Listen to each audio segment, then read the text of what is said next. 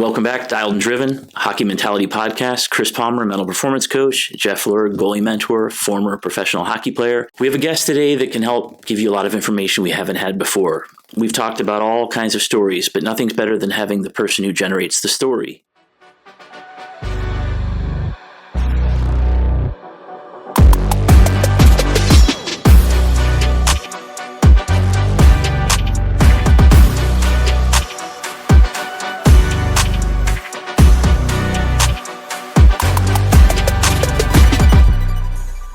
Today, we have a coach who's coached at all levels, including the NHL. He's going to give us something we haven't seen before. He's going to give us the picture of where mental performance fits at every level from youth to the top. There's nothing more definitive than that. Jeff, can you introduce for us? Yeah, we're so excited to have Derek Lalonde on our show today. We're so pumped up because he's someone in my career that made a tremendous impact on my future. Kind of connecting with him probably bought me 6 more years of playing professional hockey. So it was a very impactful time in my life. And he worked his way up from when I met him in the ECHL up into the NHL. So we're here to talk a little bit about the journey. We've talked about the journey of a player, talked about the ups and downs as a player. Now we're here to speak with Derek, and he's known as Newsy. I'll let him explain that story or why he's known as that around the hockey world. So Newsy, welcome. Yeah, thanks for having me, guys. It's exciting topic. I've been a believer of the mental health. I think I've been very fortunate. I was a teacher, education to start. That's what I wanted to do, and then to get introduced to some mental coaches, some sports psychologists early in my career. It's really benefited myself and my teams going forward, so it's pretty cool. Yeah, thanks. And so we met in, I think, 2015. Yep. Before we get into the mental piece of it, because that year it was a unique story. You had been bouncing around through your coaching journey. We'd love to kind of hear how that started, but I know for me personally, I was in a middle to late 20s. I was kind of still passionate hockey player. We've talked a handful of times about how my career with the Toledo Walleye was a really important time of fun experience, meeting people, learning more about the game, and kind of continued both my coaching and playing days. But the unique piece of that timeline was you came in, had a previous path coming from the USHL, but you came in and you were inheriting the worst placed team in the league. Yes. And they were literally number 30 out of 30 or whatever the bottom number was. And you completely changed the landscape of that whole organization. So I'd love to hear your background on that. Yeah, well, we talk about us connecting, and you're a big part of it, and why this is pretty cool and unique. You've actually become a part of my career. I get reminded every time I see the president of the Toledo Walleye, Joe Napoli. He still remembers you were my first signing, and I told him why I wanted to sign you. And at the time, he admits it now, he had concerns. And then obviously the rest is history, the way that program's turned around. You find yourself in the Toledo Walleye Hall of Fame. So I guess it's a long-winded answer in that I was coaching the Green Bay Gamblers. It was my first head coaching stint, and we were having a ton of success. We were Clark Cup, we were Anderson Cup champions. We really had it rolling then. I feel very fortunate with the type of player and talent we had there. And we had that kind of success. I just envisioned myself of always going down the college path. I was an assistant at the University of Denver. I was the assistant at Ferris State. Great programs, great mentors.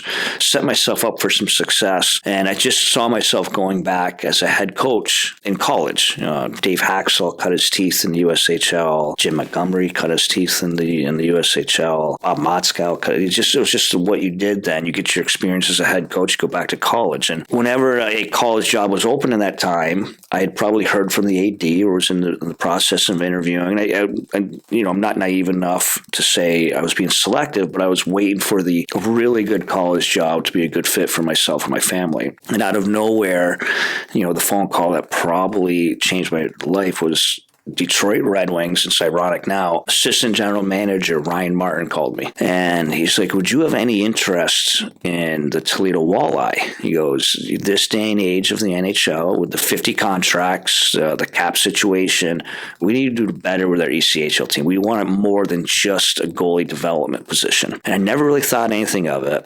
So I literally, it was like on a Friday, they had their last regular season game of the year on a Sunday, and I paid at that time, remember, the $2.99 to watch it. And I was taken back. First of all, there was 8,000 people. It was their fan appreciation. I was shocked at the support for a last place team. I liked the level of hockey. And so then I was like, I talked, I got into it a little bit, and I had some GM background. I was the general manager and head coach of Green Bay. And then when you're building those college rosters, you're a general manager yourself too. So what I was told there is it's your team. You can run it. You're going to get your 5-6 Detroit Red Wing contracts, but it's your show. And that really intrigued me because I thought I could build something. How many times as a coach are you get the opportunity to kind of dictate your roster? And this is real. It's not because all these years later, the first player I wanted, I cut everyone. I started from scratch. The first player I wanted was Jeff Larkin. And I know it sounds crazy. You get a little laugh, a little. Great though. It's great though. But small and why? One, you were a winner. And now this is going to sound awkward because we're 2 feet away from each other here. But you were a winner, but you were an overachiever. And you played for John Cooper. And we would talk about the Cooper Troopers, but we'd always talk about Jeff Larkin. What a winner, what an overachiever. Your national championship in Michigan State, talking with that coaching staff, what you did in Omaha. Let's not forget. People forget you were, I believe, player of the year or goalie of the year. Yeah, both. Yeah, both. And that's an unbelievably hard league. And if I was going to start from scratch, I wanted to, especially that position, a guy that is a competitor, an overachiever. I kind of wanted it to be the identity of our team. And, to this day, whenever I see Joe Napoli, he reminds me of that story and how it goes full circle. And you were that and all that. And then I felt a little fortunate in that I kind of knew the player pool going there. And I told Joe, the second thing I'm going to do is I'm going to go get every captain out there in any level right now. We're going to build this from the room out. I want leadership. I want captain. I want characters. And I did that. You saw that the college type of caliber kids, and they were all captains, the Schwabes, Waltons. Dane Walters. Yeah. They were all these guys. These guys were leaders and captains. And it just came to a perfect storm, and we crushed it. We turned around 59 points. To this day, I'm told it is a professional hockey record at any level, the biggest turnaround in history.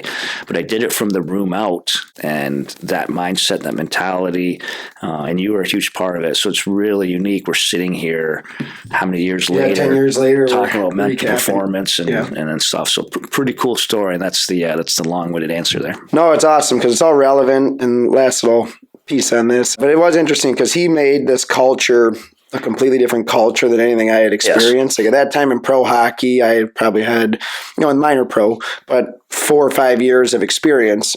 And the biggest change from college to the minors and the pro ranks was everyone just seemed more selfish. It was all just a selfish mentality of what can I do to get myself to the next level. 100%. And this culture was 180 degrees different. It was, what can we do as a team to succeed? Yes. So there was a ton to that. Of course, it was you and the leadership and the staff, but I think it was all that we were all there to kind of fulfill the ultimate goal of just having a great fun season, develop, hopefully find that championship. But I think we're all in the same kind of our time of our lives too. I remember sitting in your office one day, I don't know what we were going to go over. Maybe it was who was playing that weekend. And this story still sticks with me. You received a call. Hold on, Larry, 1 sec. I don't know who was calling you, but you were chatting with an old friend or coach, and you were kind of going through your path as a coach. You're like, moved my wife and family from Denver, Colorado, up to Green Bay, Wisconsin, down to Toledo, Ohio. And then you go, next up, Gary, Indiana. and then funnily enough, you moved to Des Moines, Iowa. It was just a funny answer because I felt the same. I was just wherever I needed to go to try to pursue this passion, I would go. And then you called your shot. You moved to Des Moines, had to move your family again. But it was just, we were all in the same frame of life and mindset, do whatever we can to try to enjoy this game. And, I guess we can go down that path, but with Chris here and all his expertise in the mental performance, you can kind of give your take on the mental performance side and some of the stuff that you've done to help the athletes that you've coached. Yeah. So maybe I'll piggyback with just what you said. I was laughing, I kept saying as my career kept going like this, the cities kept going. No disrespect, and Toledo was a spectacular city, but you lived in Denver. We loved Denver. It's a world-class city. But I will say, I get asked this question all the time. I love when young coaches call me that want to get into coaching. How did you get from where you were, the Division III goaltender, even as a player, to a Division III coach, to being a head coach in the original six and winning your Stanley Cups and being in the Stanley Cup Finals? And it was real. I got advice early in my career: never look past the job you were at. Be great at the job you were at. And I took that sincere. And every job I took, and it sounds, I don't know if people believe me, but it's real. And my wife can attest to it. Every job I took, that was my dream job at the time. And I would have stayed there for the next 20 years. And I meant it. And that's Green Bay. That is Denver. Big Rapids, Michigan. I love Big Rapids. I love the culture. I loved working for Bob Daniels, one of the best human beings I've ever met. My wife was the head soccer coach there. We could have been there. We could still be living there. And if you would have asked my mother-in-law at the time, she would have been still happy. She's still mad we moved all the way out to Denver. I went to Des Moines. I went to Toledo. I love Toledo. I could have been there the next 10 years, one organization. And I literally, everything I had, I put into the current team and organization I was at, and we were good, and that's why the phone kept ringing. Just been very fortunate to be around a lot of winning. So I'll piggyback that with why we're here and how important the mental performance part is. It's been part of my teaching, my career, some self-development myself, but the avenue and tool I've given my players.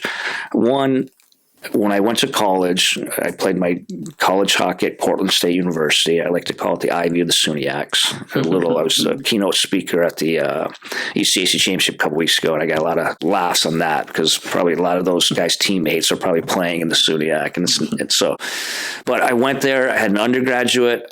I had a vision then, and who does at 17? I went to college at 17, which was way too young for everyone out there right now. But I wanted to become a physical education teacher because I had great mentors in my small town of Brazier Falls, New York. My gym teacher, my hockey coach, my baseball coach, my football coach. I just was really lucky. They cared about me. They were mentors. So I wanted to be a physical education teacher, and I wanted to coach ice hockey.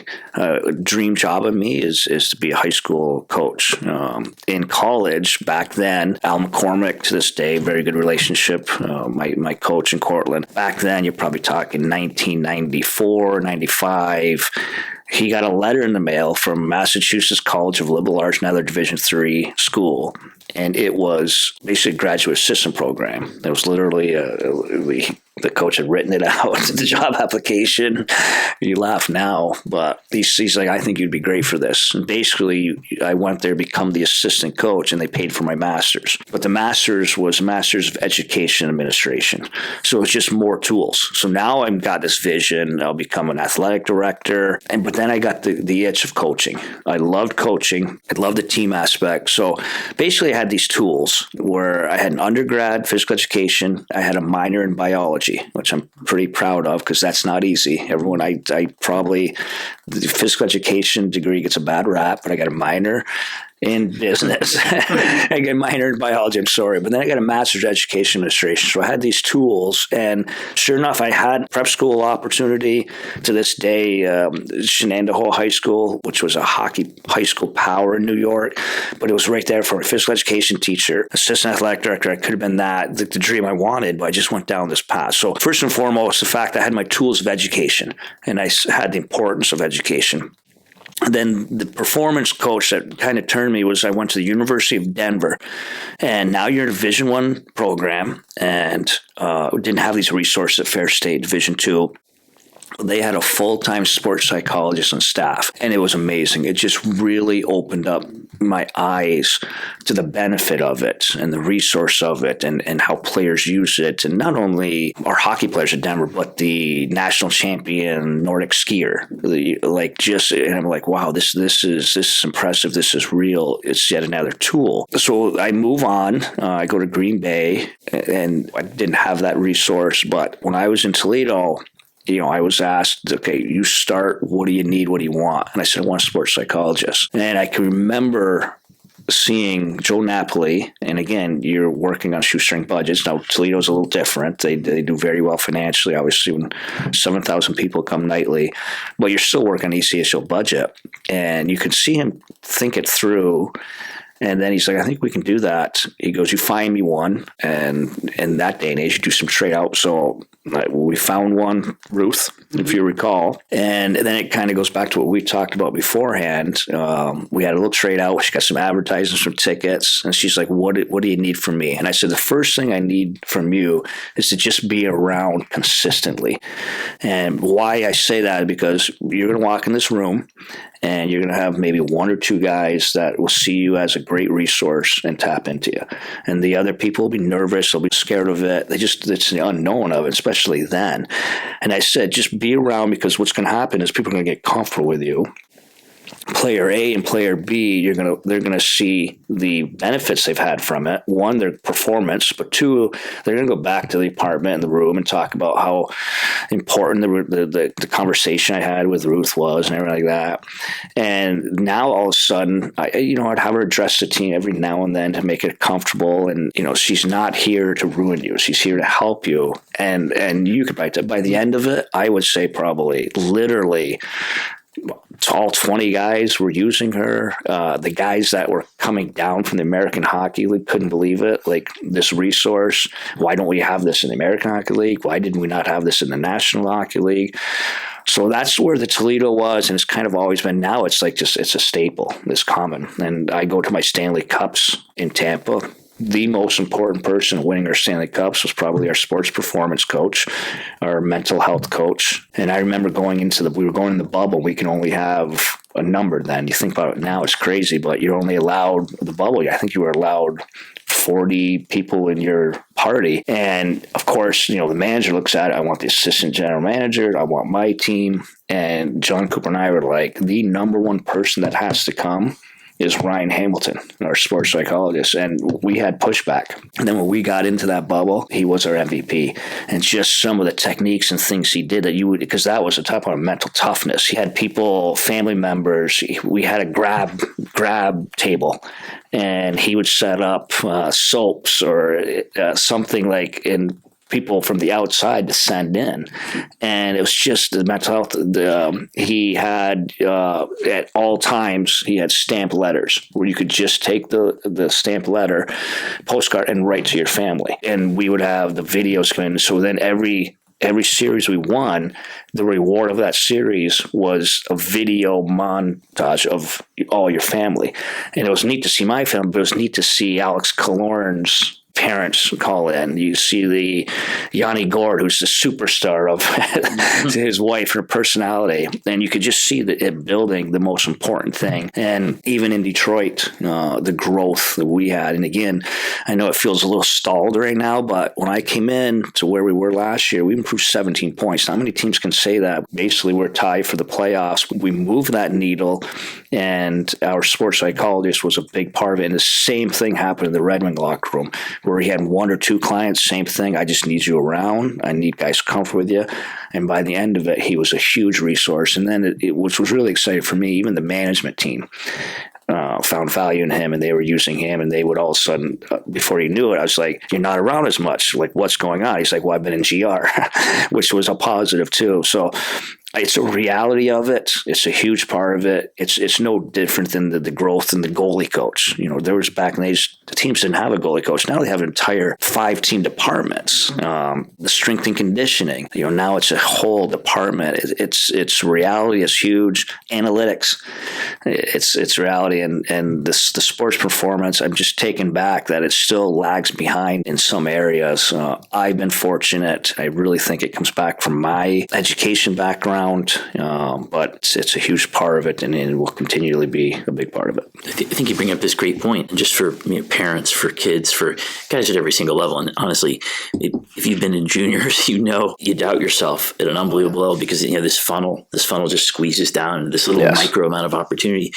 And one thing I want to get across here, you just said this really powerful thing that I'd love people to hear, and that's that these are human beings. Yes. They're human beings with feelings, with rational thought and irrational thought and insecurities and everything else. And it's all the time. I mean, it's all the time. And it's so good to have you say this, because these guys are not machines. Yes. They have feelings like everybody else. And this isn't about deficiencies. This is about the fact that you're a whole human. It's like, take water out of your system and you're done. Take food out of your system and you're done. Take social out of your system and you're done. Take feeling like you're enough and you're done. There's all these pieces of the puzzle. Is there anything, when you look at the things that have happened, there's probably something that's happened over and over and over again, some bump that you see guys hit their head on, that once they get past that mental performance thing, you just see performance change. Is there some theme you see? Yeah, great question. I don't know if I can pinpoint a theme. I think it's different for many guys. I will say this. When you see that bump, if you will, people always ask me, what's it like coaching in the National Hockey League? And they're always intrigued. What's it like coaching Stamkos, Kucherov, Hedman, Larkin, Patrick Kane, which we talked about. Patrick Kane will go down as many. He's one of the most mentally tough human beings I've ever met in my life. And obviously, when he has his Hall of Fame speech, people will rarely look at, they'll see the skill and the talent. I mean, and I tell people all the same, it's no different in the National Hockey League than it is at the lowest levels of hockey. These superstars lose their confidence, and I mean, you would be shocked. Guys, I had to sit with my one-on-ones. Guys, I mean superstars. Like, I want to be careful pointing out Nikita Kucherov because he's such a superstar now, but there'd be times like, get me off the ice, I stink. And I'm like, well, you have 3 points tonight. Every time you have the puck, we're creating a grade A chance, but he has a standard and a level. But it's the same thing. They battle the confidence. They want to go back and I need video, I need this, I need that. It's amazing, the guys that fight through stuff, and to have that mental performance and that coach. My most rewarding things is there's situations where I've led guys to it, and I know they're struggling just because my experience, and I see it happening, and then when I lead them to it, then you can see that. And guys have flat out thanked me in the past, but to see then you get a bump in it, and I'm telling you, it's for everything. Like, you talk about confidence and mental performance. Like, my career was I wouldn't say it's easy because it's not. It just goes work, but it was like boom. Like I never had it feels like I never had a bad season in my life, and that's because I've been around good talent and I've been very fortunate around phenomenal organizations. But last year we improved 11 points with the Detroit Red Wings. We went from projected to be in the low 80s to getting 91. We literally, 3 years earlier, if it was the ROW rule, we would have made the playoffs. Now it's an RW. We don't make the playoffs. And I think I'm going to be paraded. Like, where's the pat on the back? And now I'm getting fired Lalonde articles. This guy stinks. He couldn't get it done, but it's the reality of our profession. And it was the first time I was like, wow, and it stung. That's why you don't read social media. It's literally just the 1%. It's usually the fanatics. It's like the sports talk guys. They have to have a strong opinion. They don't know. I don't blame them, no, but they're entertaining. They are what they are. You block out the noise. I needed help through that.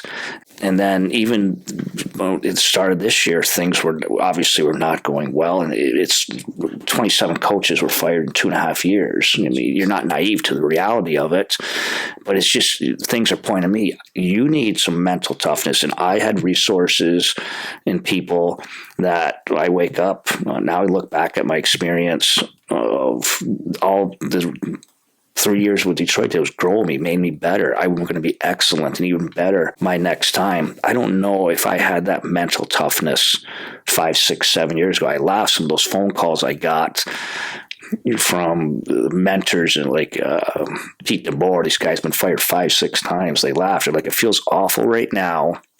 And you feel like you failed, but you haven't. You grew. And before you know it, that same media that was criticizing you, that you failed, you couldn't get it done, it's all your fault. You also become the coach with experience. And now you're the coach that has won Stanley Cups and has had the experience of coaching an original 16. You have to trust me. It's this way it's going to play out at the time. You don't feel like it. You come full circle. Every day gets a little bit better. There's some mental toughness to that. So I kind of got a little bit away from your question related to myself, but it is unique and there's a reality to it. But watching those players get that bump, leading some of those players to the water, if you will, and that sports psychologist and see the growth. And it's very rewarding. And again, it's the reality of it. It's no different than if you're behind in analytics, if you're behind in your development, and if you're behind in your sports mental performance, you're behind. And that's how competitive professional sports are right now. That's awesome. Yeah, there's this thing you mentioned. It's kind of like this run I get. If I put together what people have told me over the years, it's I suck, I'm awful and terrible. I'm a piece of crap. I'm letting my coach down, letting my team down. And it's like this light switch, right? Yes. Like when things are going well and I'm scoring, I'm good. But then if I have one night I can't score, I suck. Yes. Kucherov, incredible. Yes. Just the fact that his standards is this light switch is fantastic. Yes. Even in your life, I just think it's great because to me, all I want in this podcast, all Jeff wants in this podcast is just to tell people that this is the truth about what's going on. Yes. These aren't magicians out there. They're not people who are, built in some kind of computer programming. They're human beings. And in the end, if you want to get every single thing you want in your life, there has to be this digging in. There has to be this acknowledging that things suck. Jeff talks about being a more private person. I talk about puking it out. One of my biggest things is puke it out. But I've even modified that some because Jeff thinks sometimes some people don't like to puke it out. They don't want to express out bad things are going on, but at least acknowledge it. And that's why I'll get a call at 2 a.m. from a guy on a cocaine bender, alcohol, that kind of thing, and because they don't want to deal with it.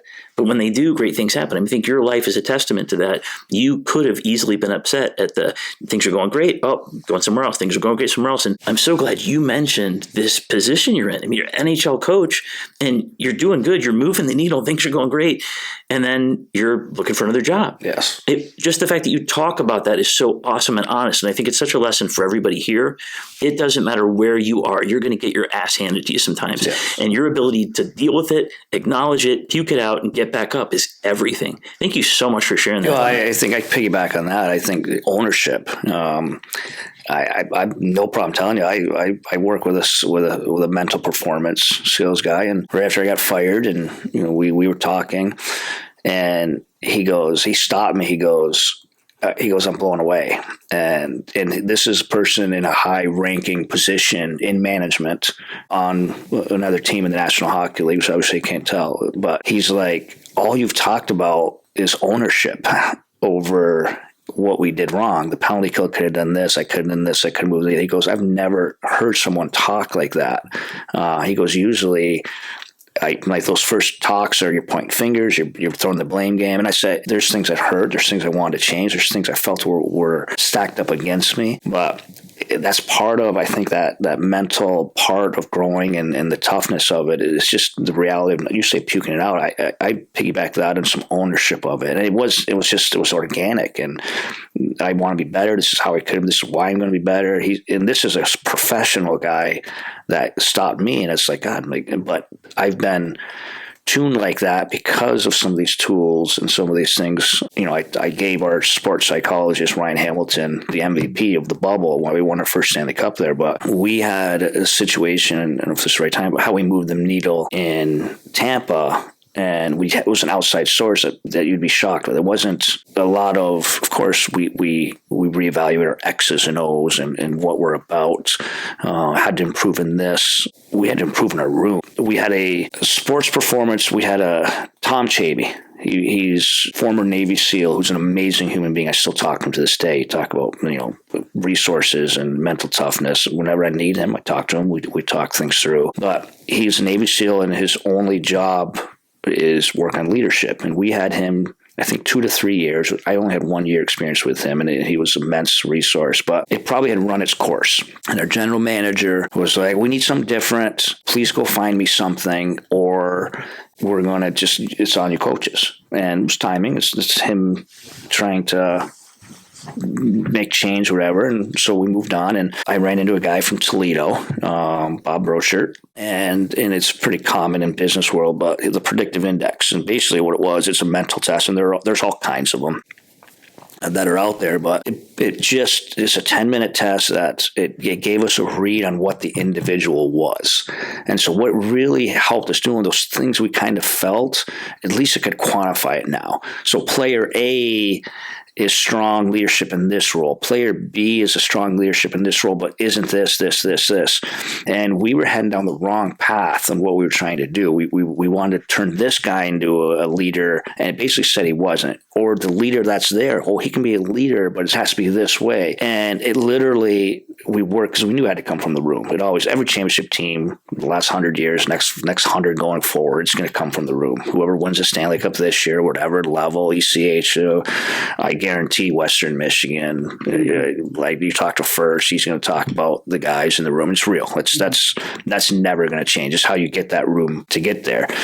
And so we would spend more time on what our room was and what came out of a room than our X's and O's. And we finally had a perfect inclusive team. And again, it sounds great now because we ultimately went to 3 straight Stanley Cup. We won 11 straight series. It was amazing, but that was that moment in the summer. But again, I guess my point was it was a tool that we outsourced to help our room to take another step. And I think that speaks volumes, and it's amazing. People always think about the X's and O's and Kucherov, and we did have great players, but we got more out of this group, and we got more from the team. And it was just amazing. It was a lesson for me. It's still, you never guess. It still has to come. What comes out of the room is ultimately what's going to lead to your success. And Newsy, thanks for touching on all those topics. Just to kind of recap some of the topics we've actually had full episodes on the belief system. You believe that you could do anything because you had nothing but success. That we've talked about how that's built. We've had an episode on growing through failure, and the only way you grow to get better is to fail and learn from it, and then work to accomplish and set a new goal. We've talked about being adaptable and flexible to learning new things. So all those things just rang to me as you went through those stories and your personal experience. We really appreciate you going through that. And I do want to kind of switch gears a little bit into you yourself, your coaching style. We're interested here. We've had some goalie-minded guests. We've had other people share some feedback. We've never had a coach. So we love to hear just from our listeners. We have a handful of parents and young athletes. I know for me, I'll share one more story with my experience with you. The reason I believe that you found your way from assistant coach at D1 to the next step, to the next step, to the next step, up to the NHL, is that you were the best communicator I ever had as a coach. Yeah. I spoke at the Coaches Site Conference last year, and I said my all-time favorite coach was Derek Lalonde. And I'm not just saying that just like you said to me, but it's true because I always knew where I stood. I think every player on the team knew where they stood. Even if it was a veteran that was going to be bumped from first line to third or out of the lineup, you let them know directly. Yeah. For me personally, we've highlighted some successes on our episodes, Chris, but of course there's always the ups and downs and failures. And the best conversation that you ever had with me was actually one you advised me that I wasn't playing, and you explained why. So when we were in my second year in Toledo, you'll remember this, we were a heavily favored team. We had our first round against Reading. They were the 8th seed. We were the 1 seed. They had some guys loaded up from the American League sent down. We had our American League team in the playoffs. So the rosters, it wasn't really a 1-8 matchup. They were really good. And the process was going to be as a goalie, because we have a ton of goalies who sit there on the bench and doubt themselves. Like, why am I not playing today? I thought I'm doing everything. I thought coach said I could be playing. So the process going into the series is Newsy sat both of us down and said, hey, we're going to rotate the first 4 games, Larry to next goalie, Larry next goalie, and then we'll go from there, which is all you can ask for as a goalie. It's performance-based business, it's a professional sport. At the end of game 4, Jake Patterson, he's an awesome guy, awesome goalie. He had won both of his starts. I had lost both of mine. We were in Reading on a road trip, and then you pulled me aside, good, direct, honest conversation, said, hey, Larry, Patty's going next game, but just be ready. We're going to need you at some point in the playoff run. Yep. And, of course, every athlete, you want to play. You're in the all-time part of the year. But I took that to heart. Yeah, just keep doing my thing. Keep getting prepared. Keep going through practice. Keep going through all the preparation for every game. You never know. And lo and behold, 2 games later, or actually, yeah, it was one of the games, I can remember, 5 or 6, I'm back in. I'm right back in, and I had to prepare to play game 7. But it was, it was one of those direct conversations that if you didn't say that, if you just, went to the game day and put the number on the board and explained to the goalie who had kind of played more during the year, then that would have potentially set them off. But for me, I kept that belief. So that was a long story, but it's an explanation to me as to why you got to where you got to. And maybe you can kind of share some light on the way you operate and maybe the differences as you get to the NHL Hall of Famers as compared to the lowly ECHLers like me, you know? Great question. Again, I really think I backed myself in to getting to the top in a good way with the experience I had. And I say back myself in. I didn't know it at the time, but I really think starting at the college level, and you brought it up early, you're running through the pro gamut and it's all selfish. It's about myself. How am I going to get to the next level? And that's pro hockey. And what I'm getting at is when you're in college, it is all relationships. I'm sitting there talking to a Tyler Bozak who's sitting in British Columbia, worried if he's ever even going to play in college. I'm going to take care of him. I'm sitting there talking to a 15-year-old Jason Zucker and how I'm going to take care of you and look the dad in the eyes. And then you get him in college. It's so relationship-based. Some of those, like Tyler Bozak's still one of my best friends. We text all the time, stuff like that. And I was his coach. College is so relationship based. You're literally working with them, not only through hockey, but through life, their schooling. You work with 365 a year, 24 hours a day. So the relationships were really important. Then I also found that I enjoy relationships. I like relationships. I'm not going to shy away from that. Very easy as an assistant coach. In Tampa Bay, I was that guy. I can't tell you how many times I would get the side, can I talk to you? Obviously, everything would be open. I would never hide anything from the rest of the coaching staff, but I had those relationships. A lot harder as a head coach, but I still enjoy relationships. I want to communicate. So having a relationship-based approach and meaning it, I legitimately care. God, it's hard. Like there's players on the current Red Wing team, it's just typical.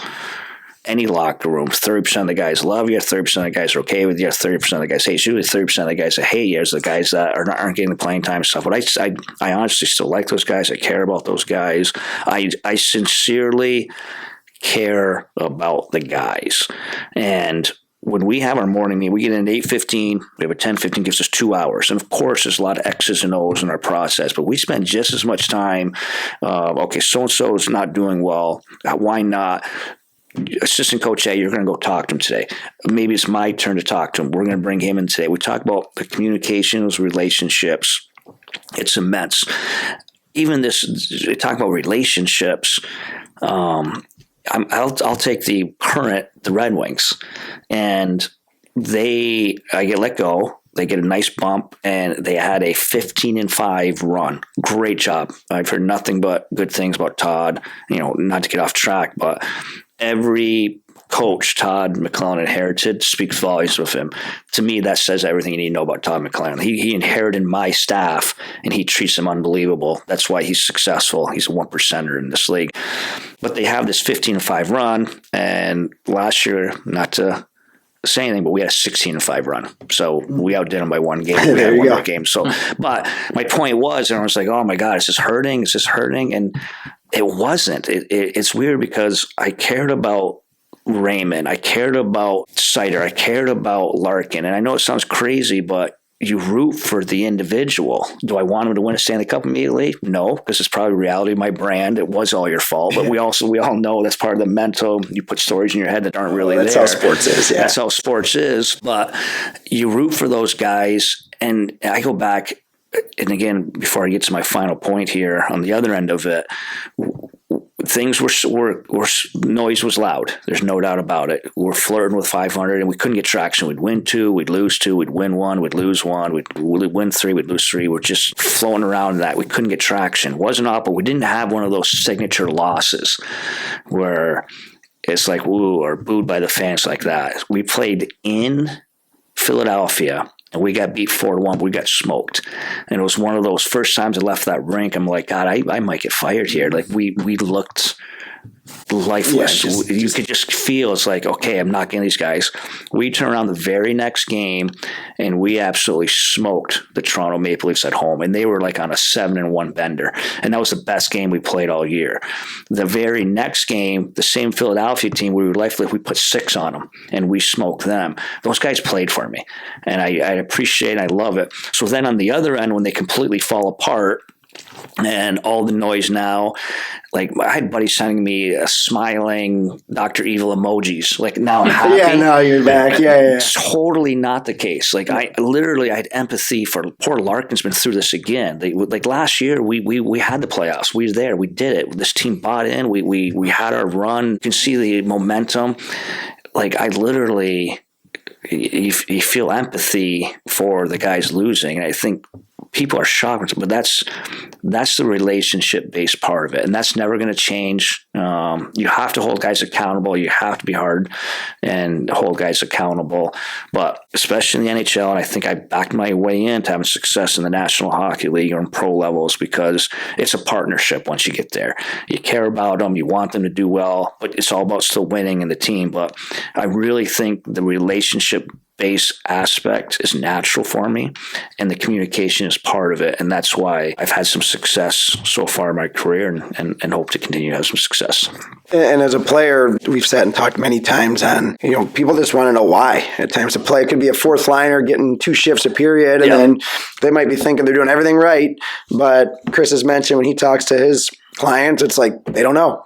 So they want to be told, and I appreciate that, the way you operate, especially being a goalie. We all know the game day and the routine and things that go in it, and we know that that's what helped make you successful and still will make you super successful. It's your honesty, it's your relationships, it's you care, and you're the definition of we consider dialed and driven. That's the way that's why we do this show. That's why we call it that brand. It's like you got to be dialed in to what you're chasing, and you got to be driven to go through all the ups and downs, and you got to find your way through. Yes. And that's kind of the messaging behind it, and that's why the three of us here with Natalie and Chris, why we feel so excited every time we sit down and talk about it, because we all have this type of mindset and character to our core with what we want to accomplish out of life. And I guess last thing for you, appreciate all your time and energy here, because we have a lot of the parents and youth athletes listening. If you can advise them on anything, and you're a youth hockey parent as well, and also obviously an experienced coach, if you can advise those listening on anything on how you're going to one day accomplish the goals you're setting, we'd appreciate some feedback. Yeah, well, I think it goes to what Chris talked about earlier, that there's and we're getting out of it, but there's a stigma, like the mental health part is a sign of weakness. Or I think for me, you want to get to the next level. And God, we see each other. I'm in the middle. Both my kids play AAA for the Caesars. One went on to prep school, and Luke's right in the middle of it right now. But the part of that, the mental aspect, we spend all this time with the skill sessions and the strength and conditioning, and they're all real.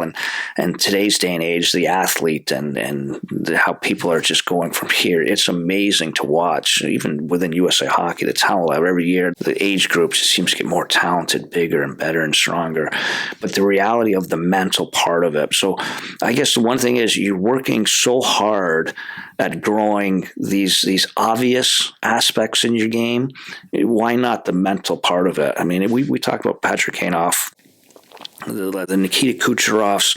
I've been fortunate, the Victor Hedman, I've been fortunate to coach first ballot Hall of Famers, some of these first timers, and they've had to grow, and they're no different than anyone else to us, but the mental toughness and fortitude in those guys, they're one percenters because of their talent, but they're one percenters because of how mentally strong they are. And it's not overnight. I'm sure there's doubt in those guys at times, but I don't know how those guys did it or where they did along the way. And some guys are special in that, but that's part of their game they grew too, along with their strength and conditioning, their skill set. So the biggest thing for me, you spend all this time, efforts, and resources on the obviouses. The mental aspect of it is a huge part of it too. Why not dig into that part of it too? If I'm answering your question. Exactly. Yeah, that's great. So, I guess just to kind of sum up all this, one of the things we always try to do at the end of the segment is to tell people really something that's usable, something actionable. And I'm so happy we've had you here today, because you've seen every level. And you've seen people at intimate levels too. And I think the one thing I'm struck by is you talked about building teams in the locker room. Yes. Building this integrity. You went for team captains, and the majority of team captains aren't guys who are necessarily the big leaders in points, but there's an integrity. They're a guy you can lean on. There's a guy who, when things are going crazy, they keep it calm.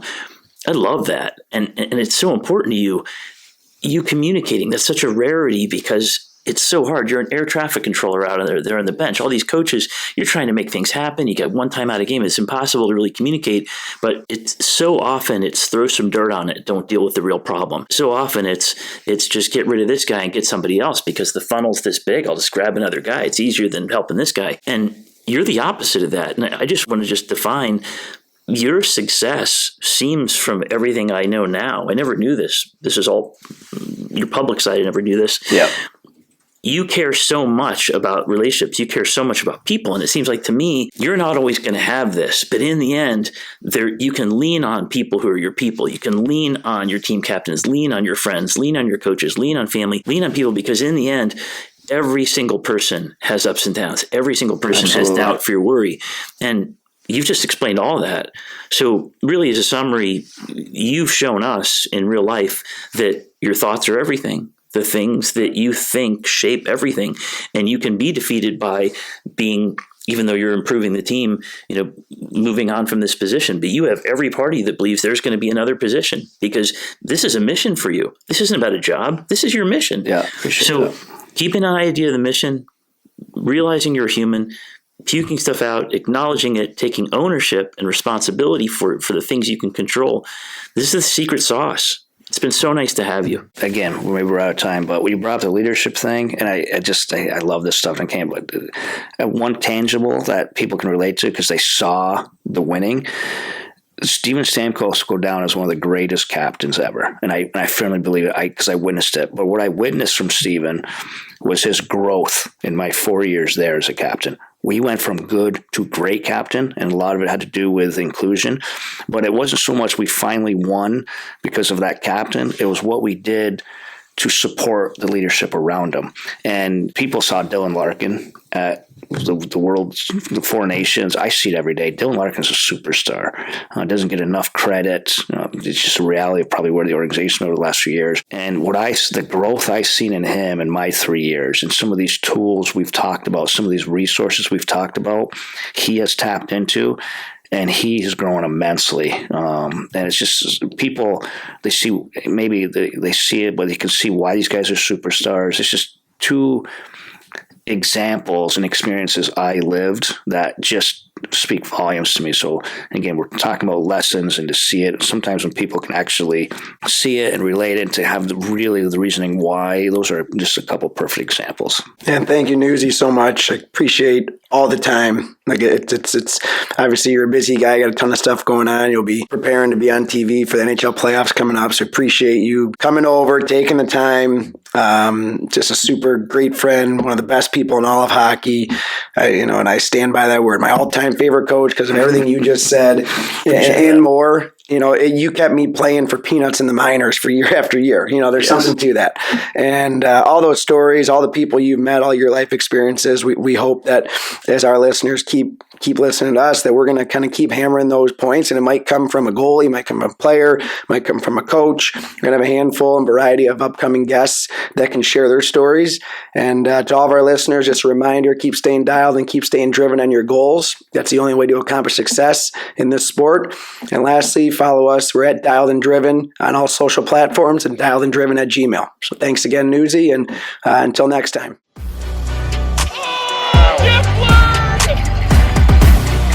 One of the best saves you will ever see keeps this game alive. Chris Palmer again, the Hockey Mentality Podcast, Dialed and Driven.